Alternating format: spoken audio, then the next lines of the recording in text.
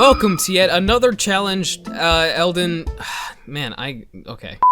to yet another Elden Ring Challenge video that I'll probably break the rules to. So I asked you guys what run you wanted to see next, and our winner was the Necromancer Challenge Run. This one's gonna be interesting, so let's go over the rules. Considering Necromancers are all about dead people, anything that deals with spirits, death, skeletons, sorceries, death sorceries, or just anything similar, I'm allowed to use. Scythes would be my main weapon of choice, unless there's a sword or flail that, again, deals with the dead. Now, Necromancers aren't known for being bulky, so I'm gonna limit my vigor to 25.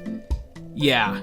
Some of you mentioned that the Frenzied Flame ending would suit a Necromancer's cause, Fia as well, but I like the Frenzied Flame ending more, so that's the ending I must acquire. The goal is to simply beat the game. And lastly, considering Elden Ring takes around 30 hours if you go through just the main storyline, that's gonna be my time limit. If I exceed that, I fail. So 30 hours. Someone mentioned a cool optional bonus challenge that I thought was clever. Collect all the death roots. So if I have enough time, I'll aim for those as well. I don't really get anything for it, I just do it because I can. By the way, thanks for all the support on the last challenge video. You guys are insane. And yeah, expect more gaming content from the Egyptian. That's me, by the way. So without further ado, my name is Josh, and I hope you enjoy. Can't take it no more. I'm going crazy. I chose the Confessor class because he has a good balance of faith and smarts for our usage, but he also has something similar to what a Necromancer would wear. I gave him a mature name and began our quest. My first goal was to acquire anything that I could use as a weapon because everything that I wanted to use or even can use is after Godric or somewhere other than Limgrave, so I had to travel a bit. I went to the Dragonburnt ruins to teleport to Caelid as soon as possible because there are these skeletons that wield these grave scythes, which is a weapon that I can use. But first, I watched an innocent man be consumed by the scarlet rot, totally on his own volition. I had nothing to do with it. Melina thought that was really hot though, so she invited me to this cool party called the Roundtable Hold. I upgraded my stats there, mostly Dex and Faith at the moment, then I started to farm the skeletons for their weapon. But before that, I wanted to free Alexander, the jar warrior guy, cause he's cool. And I actually never done his questline before, so I kinda wanted to do it for this run, so that's what I did. After an hour and a half of farming these stupid skeleton mages, I finally got their scythe. Like, finding a shiny Pokemon would have been easier. I mean, probably not, but regardless, we have a weapon we can use now. I know I was using the broadsword to kill the skeletons, but like, throw me a bone, will ya? Because they're skeletons, get it? So after acquiring our first weapon, I went to Mother Dragon to finish her off for some easy runes. I've heard your comments, and I did not farm her. Okay, I just watched her die, and I upgraded my stats. Just once. Next, I went inside Fort Feroth to acquire Radagon's Soar Seal to increase my stats even more, and after that, I went inside Limgrave Tunnel to grab enough smithing stones to upgrade our scythe to +3. I tested out our new scythe on an old friend, not because I know him, but because he's a ghost! The Tibia Mariner was easy, and I acquired my first death root, as well as the only summons I'll use throughout this entire playthrough, the skeletal summons. From this point on, we shall name these two fine gentlemen, Nito and Sans. I also got the green turtle talisman for stamina recovery because, you know, why not? And I made my way to Margaret. This fight was really easy considering I'm allowed to use my skeletons, and they did a great job. I mean, look at them go. They're not exactly powerful, but they got spirit. Summons. Mark it down. There was nothing for me in Stormvale Castle, so I took the main gate, dodged all incoming artillery like a champ, and faced Godric. Honestly, nothing to say here considering Godric is one of the easiest bosses in the entire game if you ask me. Which, ironically, I think he's one of the best. After Godric, I decided to go back for the Winged Scythe, considering it scales with Faith. I couldn't use it yet, but later on with my full build, I'm sure my future self is going to thank me. Next in line was to upgrade my character and weapon, so I decided that since I can't use any sorceries at the moment, I wanted to dual wield 2 scythes. I thought that would be pretty cool, and it was. Only problem is that I have to farm the skeletons yet again. Luckily, it didn't take me that long, and I got my second scythe. Now, I just need to upgrade them. I went to the Raya Lucario Crystal Tunnel to get my bell and upgraded the scythes to +7 and 8. I also went to do part of Ronnie's quest, considering I need to do it in order to acquire a certain staff that relates to death later on, and I can only access it via her quest. A quick magma worm pit stop, and we're on our way to meet an actual Necromancer within the game, Necromancer Garrus. Garrus has a flail, which isn't standard Necro fashion, but it represents his dead family that spews out wraiths, so that's acceptable for the build. We killed him, took away his only connection to his totally dead family, and now, ladies and gentlemen, Elden Ringers, we have a new weapon. I also got the Tibia summons for later, as well as Ross's axe for their own summons.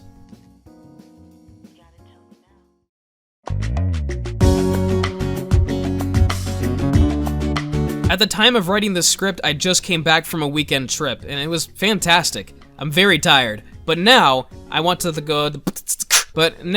use the Golden Scarab for more runes and grind a few more levels. Dude, I hate this. Alright, so let me tell you what we're working with now. Our new weapon is the Death Poker +4 that I received from the Deathbird in Caelid. I hate those things, and unfortunately, it won't be the last time I have to fight them. However, the Death Poker is an excellent weapon, so it was worth it. I acquired the Royal Remains armor set and equipped everything except for the chest piece, which is the raptor's black feathers for some extra jumping damage. Plus, it fits the style. Collected a few golden seeds, fought some mini bosses, and upgraded our character to level 61. The build is slowly coming together, but it's not quite what I envisioned yet. That comes later on once I acquire the Prince of Death's staff, but that won't be for quite some time. My next step was to explore the Seal for River, however you pronounce it, I don't know, and upgrade my weapon one more time, before dancing with Renala. The Dragonkin soldier was my first stop, and we made quick work of him. Nito survived the encounter. Oh, okay. He's a little camera shy. But one somber smithing stone 5 later, and I fought the Ancestor Spirit. Nothing to report here, ladies and gentlemen. The Ancestor Spirit is a really easy fight, so I let Sans and Nito do most of the dirty work, and they did really well, surprisingly. The thing about these skeletal summons is once they fall, they have a chance to recover back to full health, just like, you know, the regular enemies. So they can last for a long time if you draw aggro while they regenerate. Much more useful than expected. Now, let's go to Raya Lucaria Academy. Radagon's Wolf was a very fun fight because it was easy. I just kept spamming Familial Rancor, let my skeletons do the work, and cheered from the back like an overly excited mom at a basketball game. That was my mom in high school, by the way. Renala was again a very easy fight. My Rancor didn't deal much damage, probably because she's resistant to it, but when I switched to the Death Poker, oh, it was night and day. Heavy damage along with the skeletons chipping away at her health, frost, and taking the aggro from her summons. This fight was a done deal. Renala down. Now I think it's about time to say hello to General Radahn, for he is the key to unlocking the next part of Ranni's quest, which we need to do. So I fought another dragon, leveled up a bit, and headed towards Redmane Castle. I think for this fight to truly be a solid Necromancer, I let everyone else get their hands dirty while I shoot spirits from afar. I could definitely beat Radahn on my own with the Death Poker, but I wanted to shake things up a bit. I mean, come on, it's Radahn. I stayed in the back and spammed spirits like any expert magic user would do, and I ended the fight with a bang. It took a couple of tries, but nothing your buddy Gorguinni can't handle. That's how you pronounce it. Once the stars fell, our pathway was clear to the Eternal City Necron. This will also give us access to the Deeproot Depths where our staff for this run resides. As always, the Mimic Tier fight was interesting because I didn't give him any weapons to use, so I let Nito and Sans do most of the damage. I'll give the Mimic Tier credit though, he does not give up even when his bare fists are but a drop in the bucket when it comes to my boy's thick health bars. I decided to fight the Regal Ancestor Spirit for some extra runes, and we got him first try. He did a lot of damage, but it was nothing compared to me and the boys. It's kind of sad to see all the spirit animals just kind of lay dead on the ground after the fight, but to be fair, I am going to burn the whole world down in a few days, so I guess it doesn't matter. The Garbage Doyle duo was next, and I have to say, Elden Ring has probably some of the worst gang fights I've ever experienced. Like, even Nito and Sans didn't stand a chance because their poison breath would finish them off while they tried to regenerate. It wasn't working out too well, so I decided to try my luck elsewhere. So at this point in the run, I was at my max health, 25 vigor. So this is where things start to go downhill because, you know, I'm a twig. I went to Lindell Capital and explored a bit, leveled up, and gathered a few items that would help me along the way, and mainly just runes and stones. I went towards the sewers because it was, you know, right next to where I was, and I thought, might as well acquire the Erdtree's favor and the key to unlocking the Frenzy Flame ending. You know, since I was down there, why not? I gathered a few somber smithing stones by dying too many times to those lobster things, I hate those as well, and I prepared to face Mog, the Omen. Not much to say here either, because I've pretty much mastered this fight. It's the same strategy that I've used before, just kinda chill in the back, throw spirits while the skeletons take aggro. Yeah. So now we have Erdtree's favor and a road of agony ahead of us because getting down there is tougher than the entirety of Dark Souls 1. But I need to beat Morgott first, so we'll come back to that later. Now that I'm a bit stronger, I went back to the Valiant Gargoyles. The Garbage Doyle duo is one of the worst experiences in the game, if you ask me. I already hate having to fight gargoyles, but having to fight 2 of them in an open room is, it's a nightmare. Anyways, gargoyles are gone now, and we can finally use the staff for this run, the Prince of Death's staff. I didn't realize this at the current time, but this thing sucks. Like, it's not good. There's another staff in the game, I can't remember its name, but it's widely used. But essentially, if you want the Prince of Death's staff to exceed the scaling of that other staff, you have to have your intelligence and faith both at level 70. So yeah, not exactly the best staff in the game, but hey, it increases my death sorceries, so why not? And it scales with intelligence and faith, so I'll be smart and religious. It's time to acquire some death sorceries, which we already have one, the Tibia summons, but there's another 2 we can get at the current moment. I fought the Death Bird near Lurana of the Lakes, I don't care, and grabbed the Ancient Death Rancor, a huge burst of spirits that are released from my staff, which is really cool. And I also grabbed the miniature version from Stormvale Castle, just in case. Now we're looking like a full-on Necromancer, but I need to upgrade the staff a bit before I can really dish out some, decent damage. So with that, I headed towards Volcano Manor. Piranha Plant is the best. I don't care what anyone says. Oh wait, this is the wrong game. Sorry, hold on. I decided that since it was on my way there, I would pay a visit to one of the worst dungeons in the entire game and grab an additional death root. I defeated the full-grown beast rock thing, I got my smithing stone 6s for my staff, and defeated his baby for a bell and more stones. It's what you do in this game that exists. I thought about tackling Rykard, but since I can't use the Serpent Stick, I decided against it. It just would have taken forever, and by the time I could have beaten him without it, I would have been at the end of the game already, so it wasn't worth it. I ventured deeper into the Lindell capital and fought Godfrey with little to no issue, actually. He's one of those bosses that pimp walks towards you like a creepy guy in an alleyway, so I spammed my Rancor call when my skeletons took the Wow, I can't speak today. I spammed my Rancor call while my skeletons took the aggro. I haven't used magic too much in this game, so trying to find openings where I could use my spells was a bit rough at certain points, and this really stood out against Margaret the sequel. At least that's what I thought. Contrary to the big boy weapons that I like to use, spamming magic from afar was a viable strategy because he really didn't chase after me. He just didn't care. Morgott would charge with his spear and throw his daggers here and there, but not at all frequently. He would try to dodge my Rancor call, but he would dodge the initial cast and not the actual spirits, which was a pretty low IQ play on his part. Second try, Morgott went down, and now we have an additional item that we can use for the build, which I actually didn't use at all. If you didn't know, one of Morgott's items is this little omen baby child that spits out wraiths, so it is viable for my use and purposes, but it sucks. The snowfields is really where my lack of health bar shows because I easily get two-shotted by anything. The first thing I wanted to take care of was this Tibia Mariner, who not only drops another death root, but the Hellfin Steeple, a great sword that deals with Ghost Flame, similar to the Death Poker, so we have another weapon we can use. I have to say the Death Poker is the MVP for this run so far, like top 10 weapons in Elden Ring, it's so good. Frost and great damage is always a good combination, although I do have high hopes for the Steeple, so I upgraded that bad boy, and I tested it out against what is it called? A dragon, that's what it's called. And I have to say, it performed better than expected, so that's what we're going to use against the Fire Giant. First, I wanted to grab the last sorcery for this build, which is the Explosive Ghost Flame. The problem, however, is I have to fight yet another Death Bird in order to acquire it. I used the new Consecrated Snowfield skip and made my way towards the Death Bird.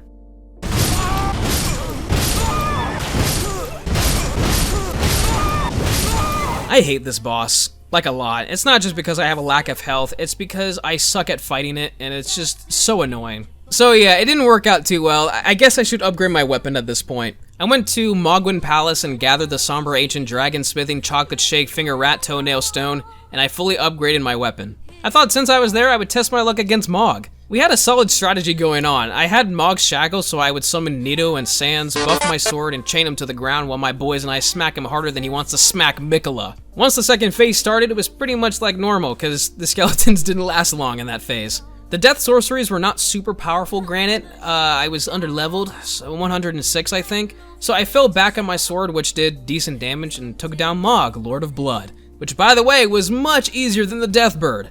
Anyways, now that I was stronger and had a victory on my back, I went to fight the Death Bird once more. First try coming back, we took down the Death Bird, and I can sleep well knowing that forsaken, crude cockroach muncher of a mini-boss is now dead.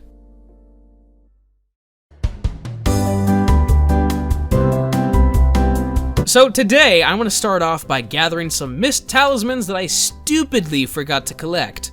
First is Godfrey's icon, which increases charged spells and attacks, which, hey, works for my sorceries. I also went back to the depths to unlock the Frenzied Flame ending. It only took me a few hundred tries, but I made it down there and completely forgot how hairy my character was. Look at him, I'm like living proof that evolution was real. I went early onto the Halig tree in order to obtain the best talisman for this build, if you ask me, America's Source Seal. There's also an ancient dragon stone for my staff, so that's definitely worth the entire journey already. From the prayer room Grace, you basically drop down to the bottom area to your right, I think. America's Source Seal is behind a stone key fog gate, so it's pretty easy to acquire, and this raises all of my attributes by 5, including my intelligence and faith, so that's amazing for this build. I'm not ready at all for Melania, so I'll come back to her, maybe. I don't know yet.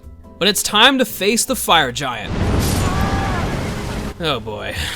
The Fire Giant at this point easily one-shots me with pretty much any move, so it was either become more tanky or become a glass cannon. Considering I couldn't even upgrade my vigor anymore, I decided damage was the way to go. I upgraded the Death Poker to the max, and I also equipped Radagon's Source Seal since it raises my other attributes, and I would die to one hit either way, so the side effect of taking more damage doesn't really matter to me. I went back in, and it actually worked. The frost damage from the Death Poker did wonders. The frost was such a key element to my success, and my skeletons were extremely helpful focusing the attention away from me. The only hit I took for this entire fight was in the beginning, but besides that, I defeated the Fire Giant without taking a single point of damage. Crumbling Pharaoh Missoula was the next area to conquer, and honestly, the only thing I need are Smithing Stone 8s for my staff, so I just gathered those and went straight to the Foreskin Duo. The Foreskin Duo, as always, is a terrible experience, but thankfully there's a summon at the gate, and being able to summon Nito and Sans helps out too. I was using the Ghost Flame explosion from the Death Poker to rack up damage as well as frost, and on my successful attempt, the Foreskin brothers really didn't pay attention to me, like at all. Probably because there's another 3 targets inside the room. I almost choked it like twice because these guys can obviously kill me in a second, but I managed to squeeze out that victory like a poo butt. I went outside towards the perimeter and I found an old friend, Alexander the Great Warrior Jar. He asked me for a final battle, a worthy conclusion to his life, and I was more than happy to fulfill his desire. First time completing this quest, and dare I say, it was quite sad. But now we have Alexander's Shard, which greatly enhances our weapon arts. So long, Alexander. At this point in the run, my time was exactly 24 hours, so I had only 6 hours to complete the challenge. Without any delay, I headed towards Malekith.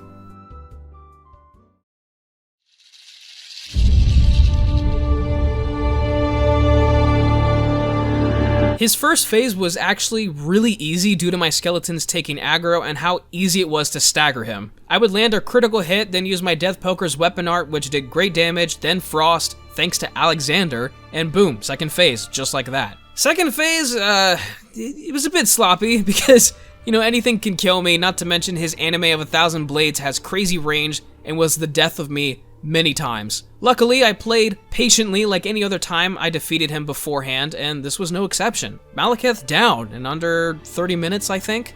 So, for Gideon and Godfrey, I completely forgot to record them, probably because it was 3 a.m. when I tried to fight these two bosses, so I'm gonna use older footage and quickly explain how those fights went down.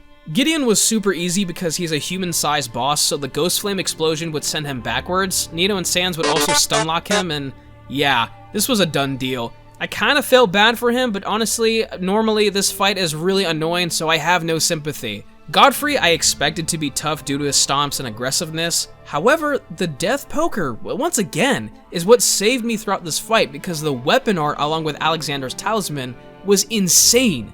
Never mind the explosion, the constant damage from the trail was super good. He went down on my 3rd try, so I'm happy to say we had no issues. Radagon and the Elden Beast, on the other hand, is a different story. I've said it before, and I'll say it again. I hate the Elden Beast. Like, a lot. Radagon was okay, but so many times during his fight, he would switch targets in the middle of a wind-up. Like, how am I supposed to prepare for that? It's mainly because I don't really use spirit summons that often, and if I do, it's like the Mimic tier, which doesn't really die. But Radagon was a huge pain during this fight, regardless. But even more so, the Elden Beast was more of a stick up my butt. Like, I just couldn't win at all. So I decided to come back after doing some leveling up. I did this by defeating the Clean Rot Knight right outside the Prayer Room Grace and Melania's area. It's not as efficient as the bird, but I had no bow to use, plus there's no bow that deals with the dead. And besides, 7,500 souls is not bad at all. I also went to grab the Grave Glovewort for my skeletons and the Erdtree's Favor +2. So now I'm going back to Radagon with a few more levels, maxed out skeletons, and a new talisman. At this point, I said forget the spells because they were doing absolutely no damage. Like, it just wasn't worth it. I simply just used the Death Poker, and that was it. You can say whatever you want, okay, but trust me, it can't hurt me as much as this game did. I feel like barfing, but like emotionally. One issue that I noticed was the trailing flame weapon art from the Death Poker caused some lag with my character, and this would allow me to get hit by all the incoming artillery of the Elden Beast. Of course, you know, he did it at perfect timing. It was a long and grueling fight, but I did beat the final boss after coming back on my first try. Neat trick, by the way. If you want more runes, as the boss is dying, quickly equip the Golden Scarab Talisman, and you'll still get your 20% more runes. The Elden Beast normally drops 500,000, but as you can see, I still got my 600,000. And look at that, we have 3 hours left to collect all the death roots, and that's exactly what I did. Optional challenge completed. And there we have it, ladies and gentlemen. I burned everything to the ground, and Elden Ring, with the Necromancer build in just under 28 hours. And if you've made it this far, thank you so much. You're probably wondering, what about Melania or Dragonlord? Yeah, I prefer to not go insane, so thank you. But seriously, thank you so much for watching. I really do enjoy doing these challenge runs. They're actually a lot more fun than I expected them to be. I still have my issues with these games, or with this game, excuse me. But it's a lot of fun. So if you have any more suggestions, feel free to leave them down below. And hey, why not subscribe if you made it this far? I make content about all sorts of video games, not just Elden Ring. Video game essays, funny moments, or just discussions that I feel like doing. It really doesn't matter. If I feel like doing it, I will. But yeah, again, thank you guys so much for all the support recently. It's been amazing. And if you did like this video, be sure to leave a like and to subscribe for more content like this. And I'll see you in the next video. Take care, everyone, and of course, stay safe.